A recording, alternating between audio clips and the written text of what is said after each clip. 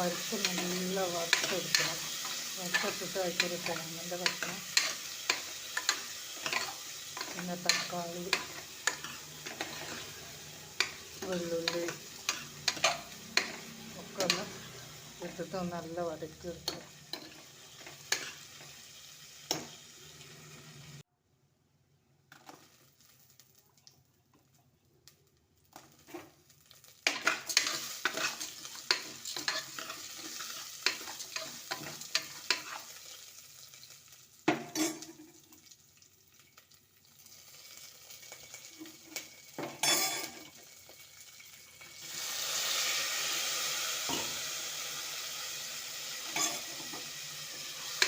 പരിപ്പ് നല്ല വറുത്തെടുക്കണം.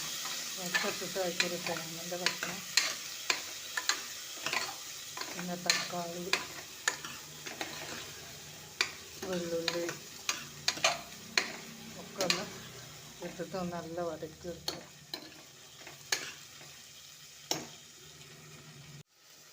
എന്നിട്ടൊക്കെ അതിലേക്ക് മഞ്ഞൾപ്പൊടിയും പിന്നെ പുളിക്കുളമ്പ് പൊടി പറഞ്ഞാൽ ഒരു പൊടിയുണ്ട്. അതിൻ്റെ ഇൻഗ്രീഡിയൻസ് വേണമെങ്കിൽ എൻ്റെ വീഡിയോയിൽ പോയി നോക്കിയാൽ കാണാം.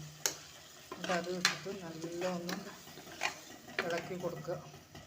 ആവശ്യത്തിനുള്ള വെള്ളം, വേകാനുള്ള വെള്ളം വെച്ചിട്ട് തന്നെ വേവിച്ചിട്ട് വേണം. ആവശ്യത്തിനുള്ള ഉപ്പും വിസിലൊക്കെ ഇട്ട് കഴിഞ്ഞിട്ട് ഒന്നിട്ട് പരിപ്പ് ഉടച്ചിട്ടു. ഇതിലേക്ക് പുളി